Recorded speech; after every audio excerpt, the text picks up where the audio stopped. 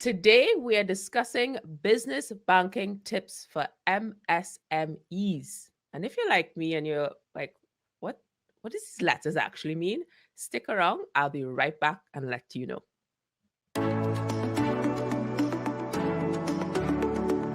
Your strategy has to involve your mindset, and your strategy then involves the actions that you take to move you from where you are to where you want to be. I'll start with what Visa isn't, right? Visa doesn't issue credit card. We don't issue credit. So Visa doesn't do that, which surprises a lot of people. We'll use a phrase like, well, things changed, but things don't change. People change things. All the legislation that has been passed, somebody advocated for that. And so International Women's Day is to commemorate that history of women making change. Several of the banks have started to migrate their existing debit card portfolio to chip and pin EMV technology. So the SMEs are going to benefit from a wide range of customers who previously did not have a credit card but only had a debit card.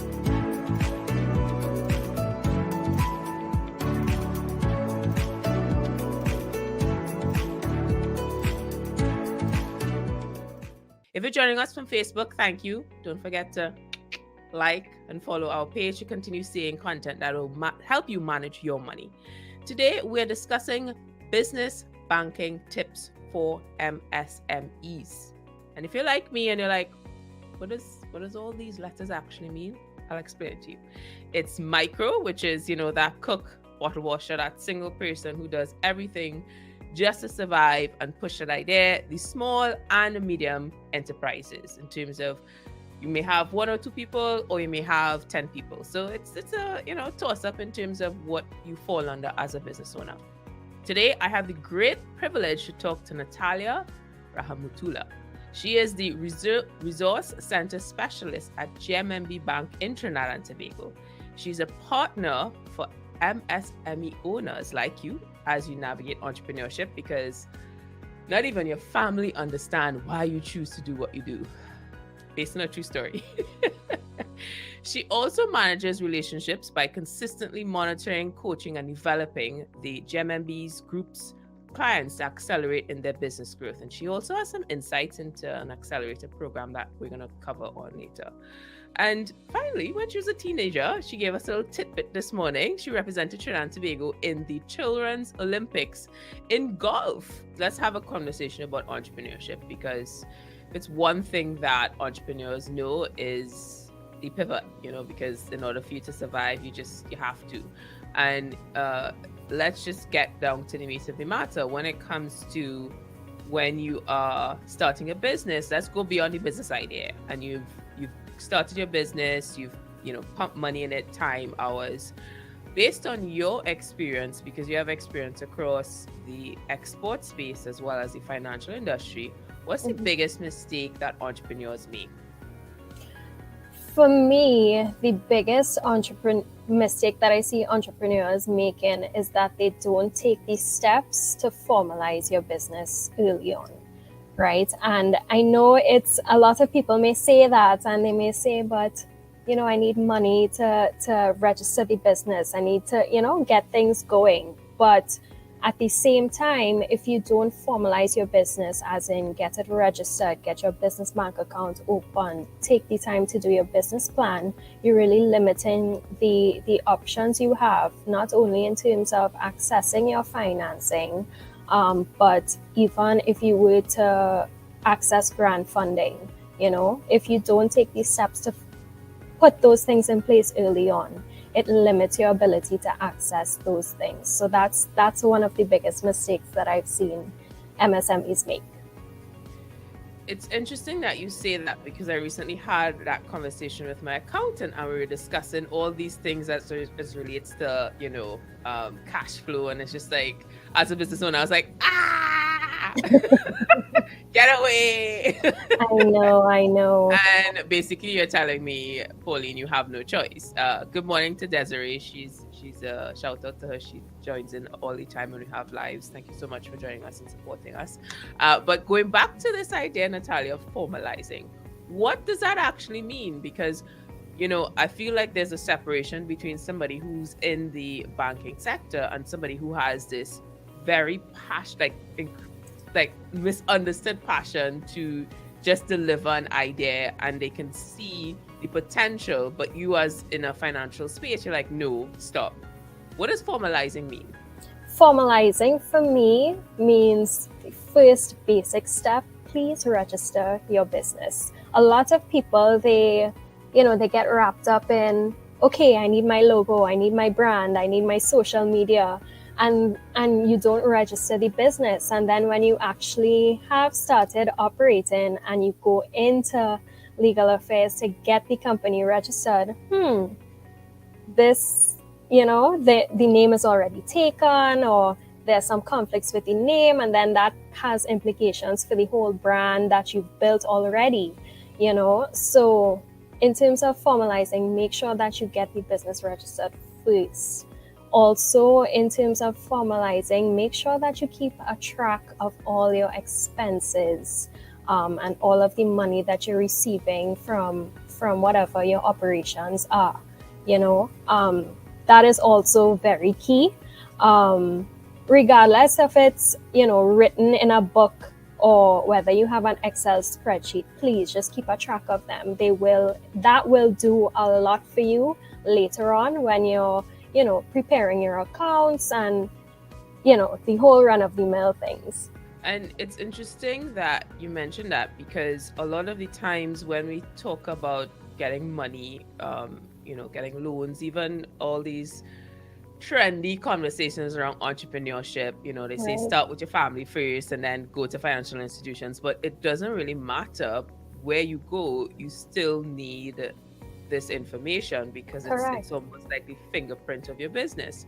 Correct. And when it comes to a proposal, you want to get support, maybe financial or mentorship, what are the key elements that businesses should be what should they include in that proposal?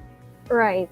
So in every proposal, I would say that there are 9 key elements that every business plan should have, right? And this would be your executive summary, your business description, your products or services section, depending on what your company does, the market, the section of your business plan that speaks to what's going on in the industry, the research and stuff like that, marketing and sales, management, operations, financials, and implementation.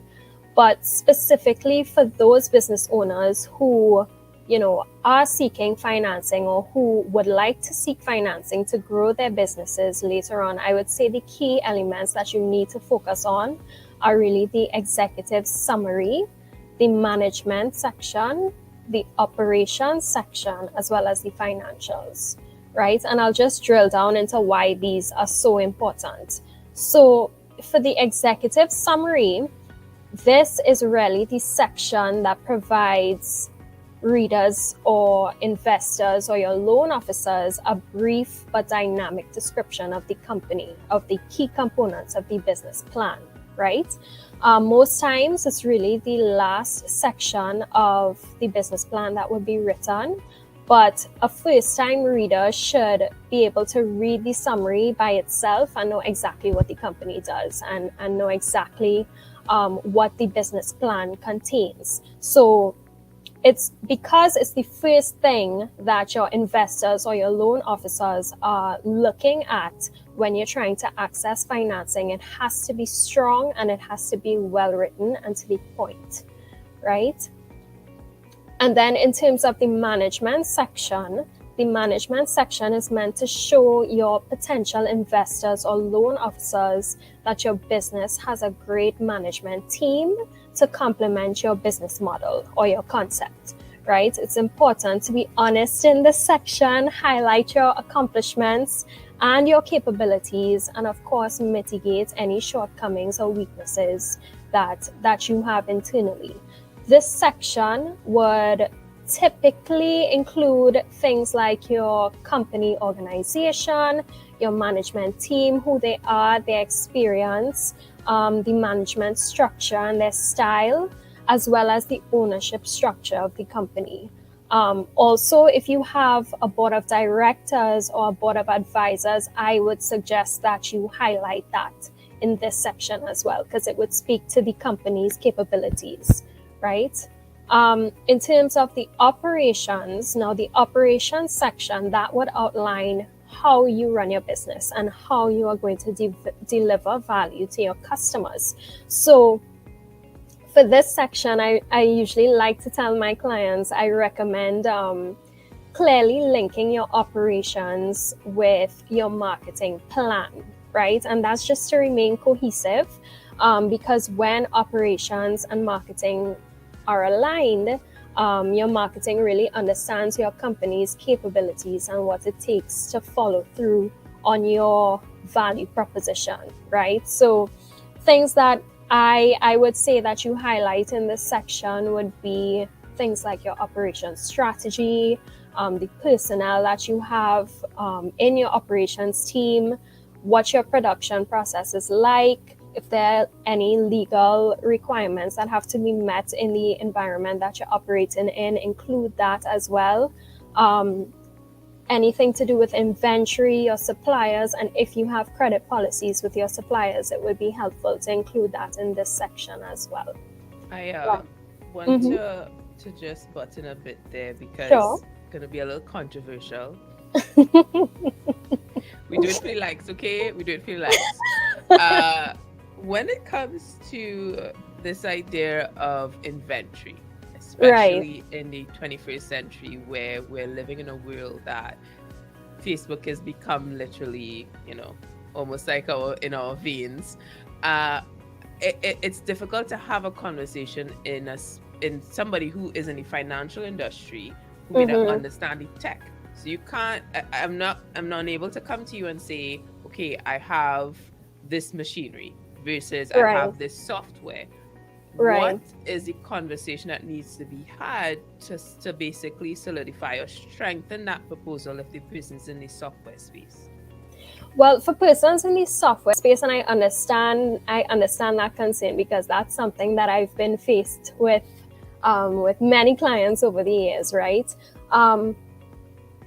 What it really comes down to, if you're in the tech space or if you're in the software space, is really justifying the need for this, especially if you're seeking financing for that software.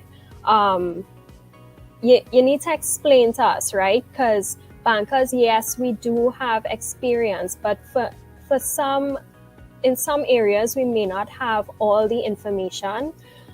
So you need to be able to clearly articulate your need to us for that software. You need to clearly articulate how this helps, how this impacts your business model, how it will impact your operations, maybe improve your efficiency. You need to present the clear picture to us, right? We have our experience, but I mean, the clearer that you could state these things to us, the better.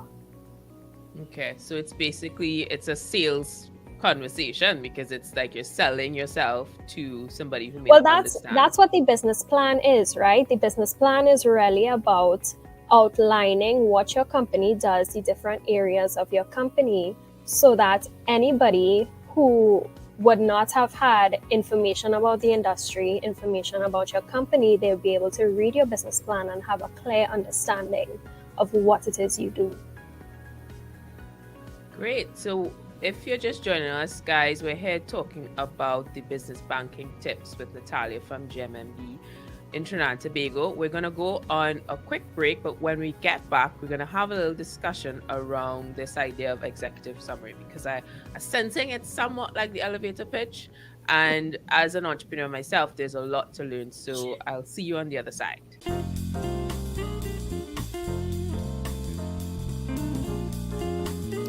But that was like my first experience with money. Very, very first experience. I've been in banking since I was a teenager.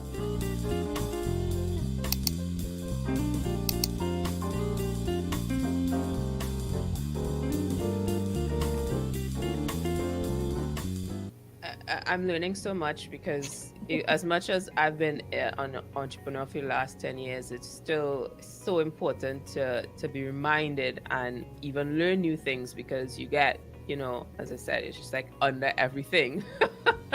And it's very important for you to just kind of come up, breathe, and understand that these are the elements of what it means to own a business. Because when you have this, even now, I have friends like, oh, you're so lucky to own your own business. And I was like, if they only knew. I'm like sitting down at 10 o'clock in the night, like going through my bills and going through an Excel spreadsheet. It's just, what are you talking about? And what, setting up your business profile, because you may have an idea, you may have a potential audience, but what actually does it mean to build your business profile? So before we get into that, I just want to be really clear on what a business profile is, right? So a business profile it's really a general idea of what your business is about, and it provides a glimpse into your company's business plan. So it's not a 5-page long document. It's just really kind of similar to the executive summary. It's really just meant to provide that glimpse into the business plan, right? So it's essentially a summary related to the business, all of its essential activities. And the truth and fact is that a powerful business plan can really help you to win your investors and boost your marketing. So it depends on what your business profile is being used for, right? So you may have a longer business profile that you would include, say if you were preparing an investor profile, and then you would have your shorter business profile that you would include maybe on your marketing collateral. So maybe your website, maybe in any presentations that you're doing, or social media like LinkedIn, So the length of the profile and what is included really depends on what it's being used for. That actually brings me to my 3 tips to build your company profile. So the first thing I would do, define your purpose. You need to know what the business profile is going to be used for. And like I said, it could be used for many different purposes. You could have the long version, you could have the short version. But you need to be really clear on what the purpose of the profile is and ensure that it remains aligned throughout the profile, right? So it also depends on where you're placing it as well, that you would utilize the longer profile versus the shorter profile, right? But always include, and this is tying into my next tip, which is choose your content, right? So, and this should really be closely tied to the purpose. So depending if you were including your company profile in an investor portfolio profile, it would be longer and you would include different kinds of information. So you really want to be clear on what information you want to show. So regardless of your format, make sure that you clearly explain what the company is and what it does. It's always a nice touch to include your company's mission because that draws in your clients. Also, feel free to use high quality photos. It doesn't have to be just words on a paper. You could include photos that represent the brand well, and you don't need to expose any private details in your company profile. So things like your financial reports and your operational details, it doesn't really need to be in your profile. Just keep focused on who you are as a company and what it is that you do. And then lastly, my last tip is don't forget your contact information. Complete contact information is absolutely necessary. So you want to make sure that you include your address, your phone number, your email. If you have social media, make sure you include that. If you have a website, make sure that you include that, because this is how your potential clients are going to reach you if they have any questions or if they need any information related to your business. It's also a good idea to add a call to action in your company profile at the end. So something like contact us for more information or visit our website to learn more about us is also a nice finishing touch. let's head over to Desiree's question about, is it necessary to show financial records when applying for financial assistance as an entrepreneur? So definitely, it is really important, your financial records. And just to give a little insight on why it's so important, these financial statements, your financial records, they actually provide a snapshot of your business's financial health at a particular point in time. So it would give insight into things like your performance, your operations, your cash flow, and just overall conditions into the business. So it will help your financial records. It helps not only your investors or your loan officers, but it really is meant to help you, the management, to evaluate and make suitable decisions, right? Because you want to make sure that you look at your historical performance and you compare it with your current performance to see, what tweaks could be made, right? And it would also assist, yourself, your team, as well as any analyst, to predict future performance and growth of the small business. So it's actually really, really important. Now, when it comes to business banking tips, I want to find out, you were in an export space before. Mm-hmm. Does the financial industry treat the export customer, like if you have a business that is catered towards external customers versus local customers, is that treated differently from a financial perspective in terms of loans and support like that? So no, it's not treated differently. At the end of the day, it really depends on, especially if you're trying to access debt financing, it really depends on your experience, your history in terms of your credit history, whether you're trying to get a secured or unsecured facility, that would come into play. It would really depend on your offering, your business model. How lucrative is it? Is it going to be able to sustain you? Are you going to be able to repay your obligations if you take on that debt? If you're approved for that debt, how are you going to service it? So those are the things that bankers typically look at when making the decision whether or not we should approve financing. And with that debt financing, like what debt financing for growth, can you, in as much as layman terms as possible, explain what exactly that is? Because I think we take for granted that people know what that means, and I genuinely actually am still not sure. So can you just put on your teacher cap and let us know? No problem. So when it comes to debt financing, that is really where you go to a financial institution and you would ask them for a loan. That's what debt financing is. It's a loan, right? But there are a couple different options that you have, especially when it comes to financing your business's growth, right? And using debt financing. So putting on my teacher hat, secured versus unsecured loans. What is that? So a secured loan is a loan that is really backed by collateral. What is collateral?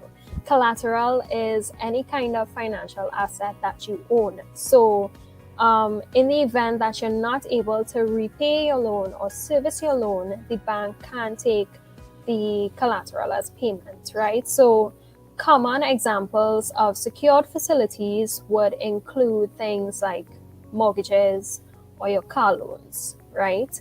And an unsecured loan would require no collateral, but since there's no collateral, financial institutions would approve these types of loans based in large part on your credit history, your credit score, and with how you've been repaying your past debts.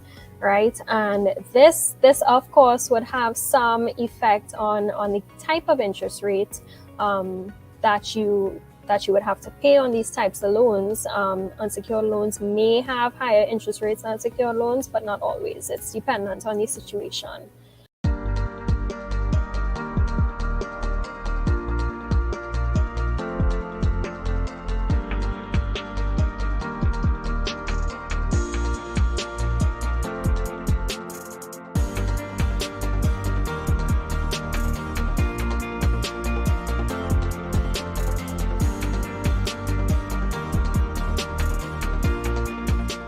Can you share some insight into the JMMB's Accelerator, the new program for SMEs? Because I feel like that's in a supportive role. What is it exactly? Sure. So the SME Resource Center Accelerator program is a 2-year program, right? So, and we're doing it in collaboration with the University of Technology out of Jamaica. And the program is open to both Jamaica and JMMB clients, as well as Trinidad and Tobago clients, right? Even if you're not a client, I would still advise that you send in your application form. Now, over the 2-year period, what we're going to do is we're going to take your business through a series of training workshops. And it's not just, you log in for an hour or two and you get your information and then nothing happens. It's really meant to provide you with your best business practices being implemented now, and make sure that you implement it into your business. So we also have follow-up sessions following those trainings to make sure that you're actually using the information that you learned. You would also be assigned a mentor throughout the 2-year program, and you have your quarterly coaching sessions with them. You would also have access to our quarterly CEO roundtables, and what that is really just a networking opportunity for all the SMEs within the program. So whether you're Jamaican MSME, whether you're TT MSME, you have access to that program, and you're going to be able to meet the other CEOs, the other business owners, and trade ideas, have discussions, learn from them, hear about what's happening in this space.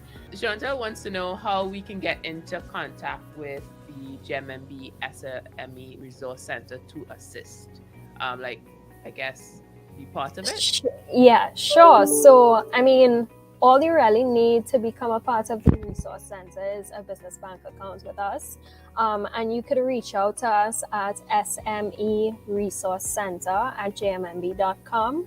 And we will be more than happy to help you through the process.